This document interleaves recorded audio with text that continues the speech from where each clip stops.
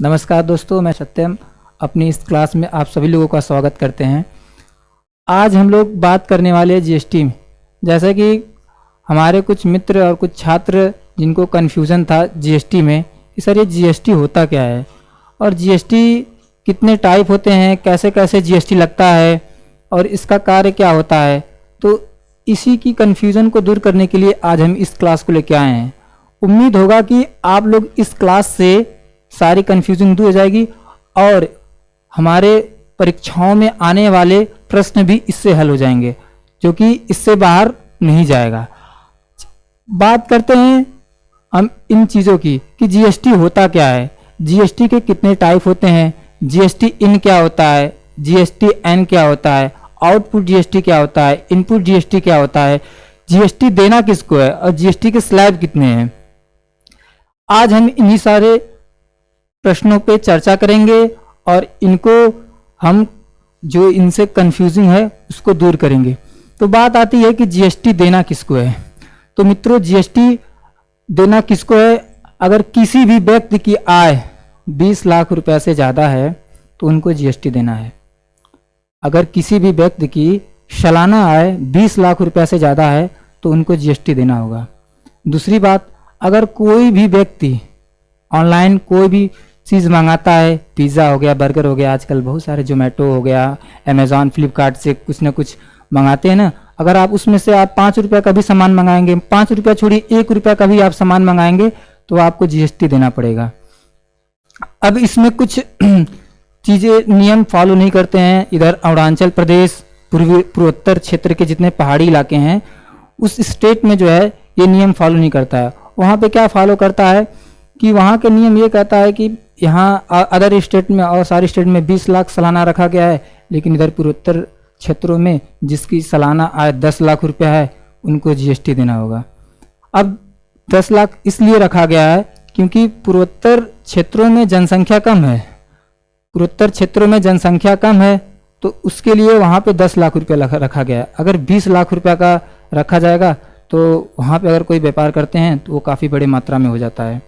तो इसलिए जो है इस तरीके से वहाँ पे जीएसटी 10 लाख रुपया ही रखा गया और अदर स्टेट में 20 लाख रुपया रखा गया है। ठीक है, तो अब बात करते हैं कि ये जीएसटी के टाइप कितने होते हैं। तो आइए मित्रों हम इससे बात करते हैं। देखिए, जीएसटी दो तरीके से एक होता है डायरेक्ट और एक होता है इनडायरेक्ट। अब डायरेक्ट क्या होता है? डायरेक्ट टैक्स जैसे किसी आदमी पे डायरेक्ट लगता है और इनडायरेक्ट किसी वस्तु पे लगता है। जैसे डायरेक्ट टैक्स, जैसे कि हम मतलब मान लीजिए हम कहीं गए या किसी मान लीजिए हमारे गाड़ी का चालान ही कट गया या उस पर कोई किसी प्रकार का, या हम किसी मकान में रह रहे हैं तो उस पर टैक्स लग गया, तो वो हमसे वो डायरेक्ट लिया जाएगा, उसको हम देंगे। लेकिन इनडायरेक्ट टैक्स क्या होता है? जैसे हम किसी वस्तु को खरीदें लेकिन हम उस वस्तु का दाम दिए लेकिन वो टैक्स उसी में इंक्लूड है तो हमसे वो क्या लिया गया? वो इनडायरेक्ट। तो सीधी बात है कि डायरेक्ट टैक्स किसी भी व्यक्ति से लिया जाता है और इनडायरेक्ट टैक्स किसी वस्तु पर लिया जाता है।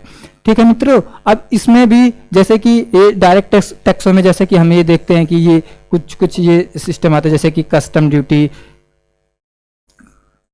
कॉर्पोरेशन टैक्स, गिफ्ट टैक्स, इस तरीके से ये सब सारे आते हैं। अब बहुत लोगों को कंफ्यूज होगी कि सर ये गिफ्ट टैक्स, गिफ्ट में जो है ये डायरेक्ट टैक्स, ये गिफ्ट में भी डायरेक्ट टैक्स लगता है। तो देखिए, गिफ्ट एक उपहार होता है। उपहार देखिए, अगर कोई अपना सगा संबंधी, अगर अपना कोई खूनी रिश्ता है तो अगर वो देता है तो वो तो नहीं लगता है, लेकिन अगर गिफ्ट छोटे भी हो सकते हैं, बड़ा भी हो सकता है, तो इसलिए इस पर रखा गया। अगर कोई अपना सगा संबंधी ना होकर के कोई दोस्त, मित्र, यार कोई आया, कोई बड़ा उपहार दे दिया तो उस पर वो नियम फॉलो करता है। ठीक है, तो ये हो गया डायरेक्ट टैक्स और ये हो गया इनडायरेक्ट टैक्स। उम्मीद होगी कि आप लोग समझ गए होंगे कि डायरेक्ट टैक्स क्या होता है और इनडायरेक्ट टैक्स क्या होता है। जैसे कि हम अभी पीछे बताएं आप लोगों से कि डायरेक्ट टैक्स किसी व्यक्ति पे लगता है, इनडायरेक्ट टैक्स किसी भी वस्तु पे लगता है। अब देखिए जीएसटी के देखिए टाइप कितने हैं। जीएसटी के 4 टाइप होते हैं: सीजीएसटी, एसजीएसटी, यूटीजीएसटी, आईजीएसटी। जब जीएसटी आई तो लोगों को यही कंफ्यूज था कि अरे ये तो चार चार प्रकार, चार चार टाइप यहाँ पे लग रहा है, यानी कि हमको चार चार जीएसटी देना होगा। लोग के दिमाग में यही कन्फ्यूज़न हो गया, लेकिन ये ऐसा है नहीं। आपको बस जो है जिस राज्य में आप कार्य कर रहे हैं, तो जीएसटी ये कहता है कि आप जिस भी राज्य में कार्य करते हैं वहाँ पे दो प्रकार के जीएसटी लगेगा। एक सीजीएसटी देना है आपको और एक यस जीएसटी। आप जिस राज्य में कार्य करते हैं तो वहाँ पे यस जीएसटी लगेगा और सीजीएसटी लगेगा। जैसे हम बात करते हैं यस जीएसटी की, जैसे मान लीजिए हम उत्तर प्रदेश में रहते हैं, हमने कोई व्यापार शुरू किया, ठीक है, हमने कोई व्यापार शुरू किया तो अगर उस पर जो लगने वाला टैक्स होगा ना, तो हमने तो उत्तर प्रदेश एक राज्य में व्यापार शुरू किया तो एस जीएसटी तो लगेगा ही, साथ में सी जीएसटी लगेगा। सी जीएसटी क्यों लगेगा? क्योंकि भाई केंद्र के ही अंदर तो सारे राज्य आते हैं, तो केंद्र के अधीन हम लोग रह रहे हैं, तो ये सी जीएसटी तो लगना ही है। और सी जीएसटी सारे राज्यों में लगता है। अब क्या होता है यूटी जीएसटी। यूटी मतलब केंद्र शासित प्रदेश, केंद्र शासित, जैसे एस जीएसटी मतलब किसी स्टेट में लगता है, तो वैसे सेम नियम इसमें भी फॉलो करता है, यूटी जीएसटी में भी। बस वहाँ पे भी जैसे हम कोई व्यापार शुरू करते हैं, मान लीजिए कोई व्यापार किए मोबाइल का या कोई कारखाने का, तो हम दिल्ली में मान लीजिए करते हैं, जैसे दिल्ली यूटी है, ठीक है, उसमें हम व्यापार स्टार्ट करते हैं, तो वहाँ पे हमको यूटी जीएसटी तो देना ही है, साथ में सी जीएसटी भी लगेगा। अब दिल्ली भी तो केंद्र के अंदर आती है ना, दिल्ली भी केंद्र के ही अंदर आती है ना, तो सी जीएसटी सारे नियमों में लगेगा, मतलब सारे स्टेटों में लगेगा, चाहे वो हमारा केंद्र शासित प्रदेश हो, चाहे वो हमारा ही स्टेट क्यों ना हो।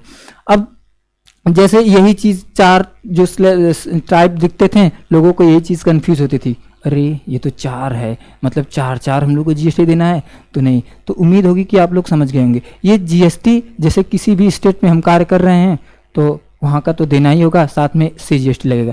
अब ये बात ये आती थी कि अरे जैसे कि कोई स्टेट में मान लीजिए 20% लग रहा है जीएसटी, ठीक है, तो 20% ये देंगे, 20% ये देंगे, 20% ये देंगे, 20, अरे इतना तो बहुत ज़्यादा हो जाएगा। लेकिन ऐसा नहीं है। जैसे कि हम अभी आप लोगों को उदाहरण दिए ना कि मान लीजिए हम रहने वाले उत्तर प्रदेश के हैं, उत्तर प्रदेश में हमने कोई व्यापार शुरू किया, तो वहाँ पे कोई किसी भी व्यापार में वो लगने वाला कर मान लीजिए 20% है, तो उस 20% में, उसी 20% में ये नहीं है कि 20% इसका लगेगा 20% इसका लगेगा। किसी भी स्टेट में दो प्रकार के टैक्स लगते हैं ना, सी जीएसटी और एस जीएसटी। अगर यूटी रहेगा तो वहाँ पे यूटी जीएसटी लगेगा और सी जीएसटी लगेगा। तो मान लीजिए हम यूपी में कोई व्यापार शुरू किए, उस पर लगने वाला जो कर है वो 20% है, तो उस 20% में 10% ये सी जीएसटी केंद्र लेके चली जाएगी और 10% यस जीएसटी लेके चली जाएगी, 10% ये लेके चली जाएगी। अब लोगों को यही कंफ्यूज था कि अरे 20% लग रहा है तो 20% इनको भी देना होगा, इनको भी देना होगा, इनको, अरे ये तो बहुत हो जाएगा, तो आदमी को बचेगा क्या भाई? ये तो बहुत बड़ी बात हो गई। लेकिन ऐसा नहीं है, ठीक है। तो आप लोगों को समझ में आ गया होगा। इसी तरीके से मित्रों आईजीएसटी है। आईजीएसटी क्या होता है? देखिए, जैसे हम किसी भी राज्य से दूसरे राज्य में व्यापार करते हैं तब वो आईजीएसटी लगती है। अब देखिए, जैसे मैंने यूपी में कारोबार शुरू किया, फिर उस सामान को प्रोडक्शन किया, उस सामान को मैंने बिहार में भेज दिया, तो हमको तो एसजीएसटी देना है, साथ ही आईजीएसटी कहाँ लगता है? हमने यूपी में कोई व्यापार शुरू किया, फिर उसको बिहार में भेज दिया, तो वहाँ पे सीजीएसटी तो लगेगा ही, साथ में आईजीएसटी लगेगा। क्या लगेगा? आईजीएसटी लगेगा।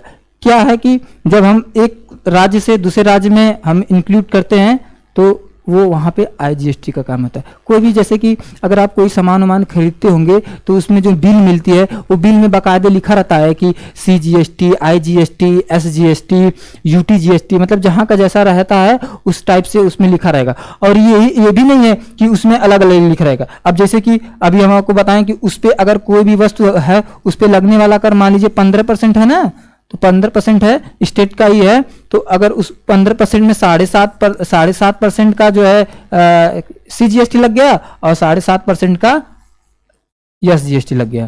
तो इस तरीके से ये नहीं है कि 15% का है तो वो 15% इस पे भी लगेगा, 15% इस पे भी लगेगा, ऐसा नहीं है। वो हाफ करके ऐसे लगे, इस तरीके से लगता है। और आईजीएसटी आप लोग समझ गए होंगे कि हम एक राज्य से दूसरे राज्य में जब हम कोई कारोबार शुरू करते हैं तो वहाँ पे आईजीएसटी।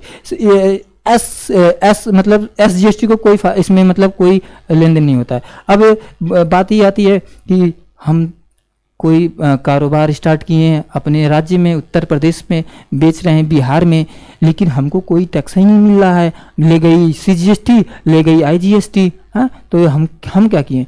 तो देखिए उसमें हमारा ये भी फ़ायदा है, जैसे कि उत्तर प्रदेश में हम कारोबार किए, ठीक है, तो यहाँ पे जो कारोबार किए तो उससे रोजगार बना और फिर दूसरे राज्य में लेके गए, मान लीजिए बिहार में वो सामान गया बिकने के लिए, तो बिहार को टैक्स लगा, तो बिहार को टैक्स मिला, तो बिहार को फायदा हुआ। और क्या नाम है कि CGST तो भाई केंद्र किसी का भी लगेगा, केंद्र के अधीन सभी आते हैं तो केंद्र का ही लगेगा ही। तो अब बात आती है ये कि फायदा क्या हुआ। तो देखिए किसी दूसरे राज्य में लेके गए तो IGST लगा, ठीक है, तो IGST लगा लेकिन हमको नहीं मिला। नहीं मिला तो हमारा फ़ायदा क्या हुआ? हमारा फ़ायदा ये हुआ कि हमारे यहाँ कोई भी फैक्ट्रियाँ लगी, प्रोडक्शन हम अपने यहाँ बनाए उत्तर प्रदेश में हम अपना प्रोडक्शन बनाए, तो यहाँ पे कारोबार बढ़ा, लोगों को रोजगार मिला। और दूसरे राज्य में बेचे तो वहाँ पे क्या हुआ? वहाँ पे वो टैक्स मिला उसको, और एक टैक्स केंद्र लिख चली गई CGST। ठीक है, उम्मीद होगा कि आप लोग को ये चीज़ चारों टाइप समझ में आ गया। आप लोग एक कंफ्यूज से दूर हो जाइएगा कि ये सारे लगेंगे, सारे नहीं लगते हैं। जैसे कि कोई भी स्टेट में आप करेंगे तो स्टेट का तो लगेगा ही, साथ में CGST लगेगा। इससे पहले जब GST नहीं था मित्रों, तो क्या होता था कि बाहर की कंपनियां आती थी हमारे देश में, तो वो आने से मतलब थोड़ा इंटरेस्ट नहीं लेती थी आने में। उसके पहले क्या होता था, बिहार है, झारखंड है, छत्तीसगढ़ है, ये लोग क्या करते थे, अपना अलग अलग टैक्स रखते थे। तो इस तरीके से बाहर कंपनियां आती थी। मान लीजिए दिल्ली में उन्होंने स्थापित किया, वो बेचे उत्तर प्रदेश में, तो उत्तर प्रदेश 14% रखे हैं, बिहार में बेचें तो 18% रखे हैं, तो और कहीं दूसरी जगह गए तो वो कुछ और रखे हैं। तो इस तरीके से उन लोगों में जो कैलकुलेशन था करना बड़ी मुश्किल हो जाता था, तो वो लोग वहाँ पे आने में इंटरेस्ट नहीं लेते थे। जब से ये GST लग गया है तो अब एक टैक्स हो गया है कि आप जैसे कहीं पे भी रहें टैक्स उतना ही लगेगा जितना उस पर लिया रहेगा। जैसे कि मान लीजिए हम उत्तर प्रदेश में रह रहे हैं, तो हम अभी उत्तर प्रदेश अपने भारत में किसी भी राज्य में चले जाएं या यूटी में चले जाए ना, तो जो मोबाइल है, मान लीजिए हमको मोबाइल लेना है, मोबाइल पे जो मान लीजिए लगने वाला कोई भी टैक्स जितना होगा वो उतना ही लगेगा। हाँ, भले ही वो वहाँ पे मतलब वो अपने बिक्री अपने अमाउंट में जो फ़र्क करने वाले होंगे थोड़ा 19-20 वो कर सकते हैं, लेकिन जो उस पर लगने वाला कर रहे हैं ना सब बराबर ही होगा। जब GST नहीं थी तो इसके पहले लोग अपने मन से टैक्स लेते थे, हर राज्य अपने मन से टैक्स लेता था। तो इसका घाटा ये होता था भारत को कि बाहर की कंपनियां आने में इंटरेस्ट नहीं लेती थी। अब इससे क्या है, बाहर की कंपनियां आएंगी तो हमारे लोगों में रोजगार भी मिलेगा, एक चीज़ यही फायदा है। तो उम्मीद है कि आप लोगों को ये चीज़ समझ में आ गई हो। आगे चलते हैं मित्रों, आगे देखते हैं। अब देखिए GST के स्लैब कितने होते हैं। देखिए GST के 5 स्लैब होते हैं, एक 0% है, एक 5% है, एक 12%, एक 18% और एक 28% पे।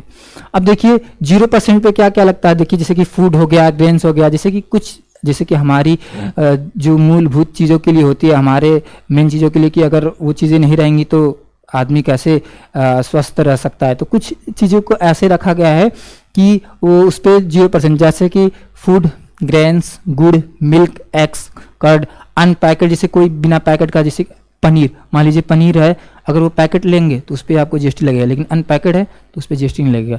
अब देखिए 5% के स्लैब में कौन कौन से आते हैं, शुगर हो गया, स्पाइसेस हो गया, टी हो गया, घी हो गया, मक्खन हो गया, इसी तरीके से और भी इसी तरीके से हो गए।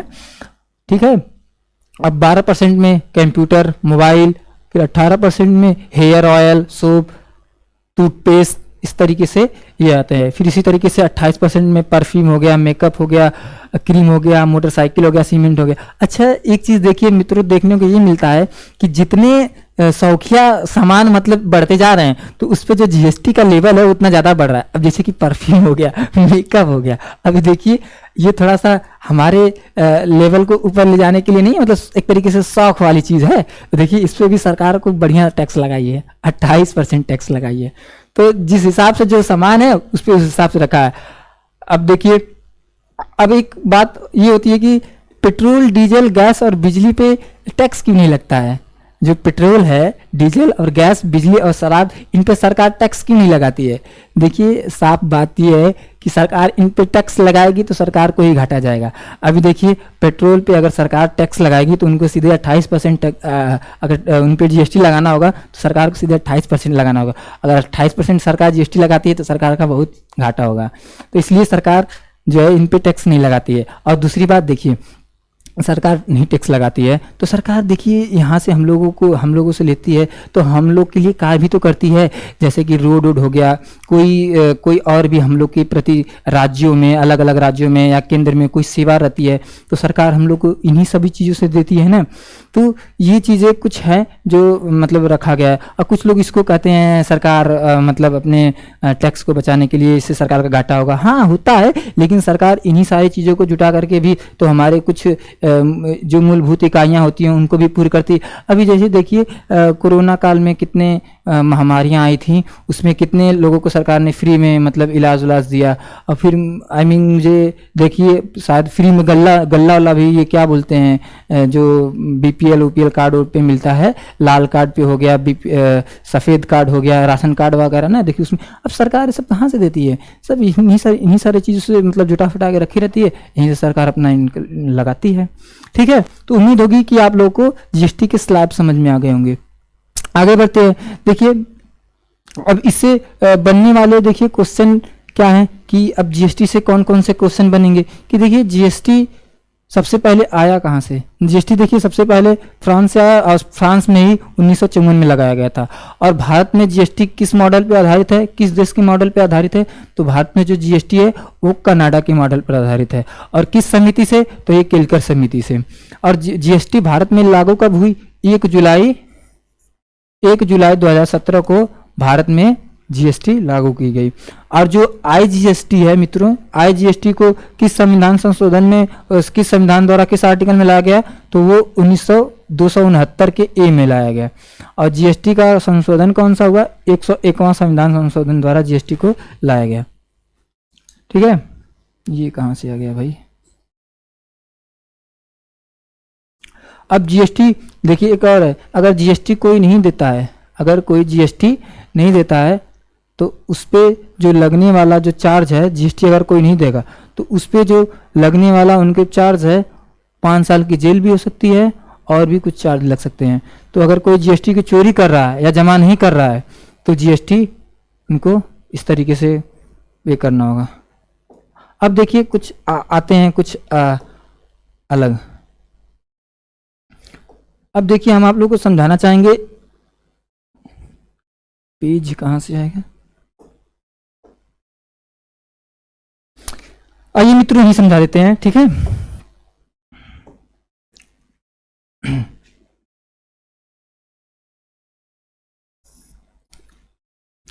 कुछ लोगों को कंफ्यूज 2-4 क्वेश्चन और है, उसको हम भी कंप्लीट कर देते हैं क्वेश्चन।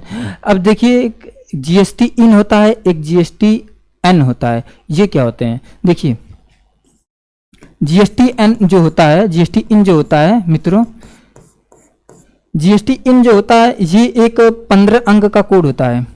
जैसे कि मान लीजिए A2, मान लीजिए 3, 2, 4, फिर इस तरीके से मान लीजिए कोई लिख दिए ZB2 4, मतलब कुछ भी इस तरीके से लिख।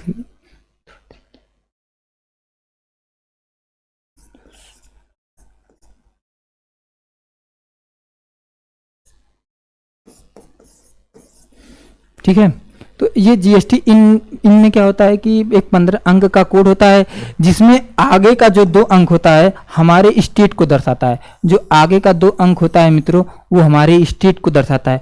और लास्ट का जो 3 अंक होता है वो क्या करती है, जो जीएसटी मशीन होती है, जीएसटी एन होता है, वो हमको एक अपने कंप्यूटराइज यूनिक कोड देती है। और जो बीच के 10 अंक होते हैं वो हमारे पैन कार्ड के नंबर होते हैं। ठीक है, तो जीएसटी इन क्या होता है, ये आगे के 2 अंक हमारे स्टेट के होते हैं जो कि हमारे दर्शाते हैं कि आप हैं किस स्टेट से, यूपी, बिहार, छत्तीसगढ़, महाराष्ट्र कहाँ से हैं उसको दर्शाते हैं।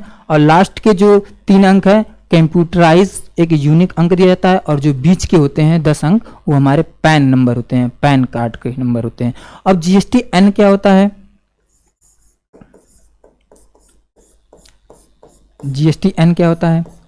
देखिए जीएसटी एन एक नेटवर्क है। अब देखिए ये क्या करता है कि जैसे कि जीएसटी कौन दिया, जीएसटी की चोरी कौन किया, और जीएसटी पे हम अकाउंट बनाते हैं तो ये सब सारे नंबर जो हमको मिले हैं ये, तो यही नंबर जीएसटी नेटवर्क देता है। ठीक है, तो हमको जीएसटी पे अकाउंट बनाते हैं तो एक हफ्ते के अंदर हमको जो नंबर मिल जाता है तो वो जीएसटी एन के ही द्वारा मिलता है। तो उम्मीद होगी कि जीएसटी इन और जीएसटी एन आप समझ गए होंगे। एक और बात है, एक आप लोगों के कन्फ्यूजन थी, हमारे भाई धीरेन्द्र हैं, एक धीरेन्द्र भाई हैं और एक क्या बोलते हैं आशीष भाई हैं, उनसे ये क्वेश्चन उनका था कि ये आउटपुट जीएसटी और इनपुट जीएसटी क्या होता है। अभी आप लोगों को समझा देते हैं, घबराइए मत, उसको भी कन्फ्यूजन दूर कर देते हैं। आपकी मुलाकात सत्यम सर से हुई है, कन्फ्यूजन आपका कोई नहीं रहेगा। दिख रहा होगा मित्रों, यहाँ तक दिख रहा होगा ना आप लोग को? हाँ ठीक है, ठीक है। इसके लिए तो पेज, अच्छा चलिए, नहीं दिख रहा इधर।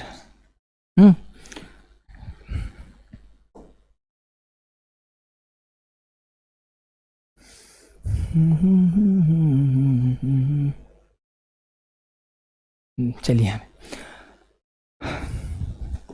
देखिए आउटपुट जीएसटी क्या होता है, अब इसको समझ लेते हैं। आउटपुट जीएसटी क्या होता है, एक इनपुट जीएसटी क्या होता है।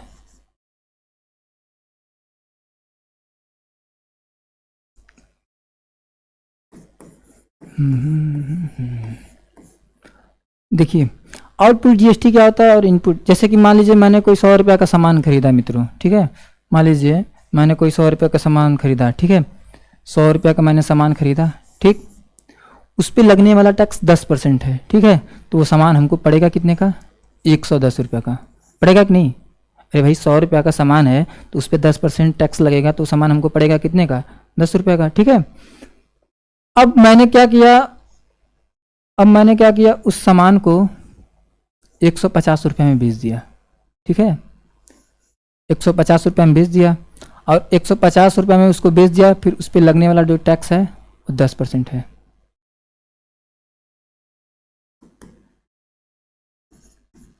ध्यान से समझिएगा, कन्फ्यूजन आपकी अभी दूर होगी। देखिए ध्यान समझिएगा, 100 रुपये का सामान 10% टैक्स लगा, वो 110 रुपये का होगा। फिर मैंने उस, जरूरी नहीं है कि वो 2 दिन तुरंत ही बिक जाए, महीनों लग सकता है, 2 दिन भी लग सकता है, 5 दिन भी लग सकता है ना। सामान है, बेचना है हमको, उसका कोई तिथि फिक्स नहीं है, वो भाई समय भी लग सकता है उसमें, 2 महीना 4 महीना, या 2 दिन भी लग सकता है, 3 दिन भी लग सकता है। तो मैंने उस 100 रुपये का सामान को 150 रुपये में बेचा। अब 150 का 10% निकालेंगे तो 15 आएगा, 15 आएगा कि नहीं? तो अब देखिए, अब हम क्या करेंगे कि 100 रुपये का सामान पे 10% लगा तो 110 हुआ, और 150 रुपये में बेचें, फिर उस पर जो लगा 10% टैक्स, तो 15 रुपया एक्स्ट्रा गया, तो वो सामान कितना का हो जाएगा, 165 का होगा। अब क्या करेंगे कि 110 में से 165 हम घटाएंगे, कितना हुआ, 145, अरे सॉरी 145 कह रहे हैं, 45 ही होगा, सही है, सही से करें। हमारे 165 में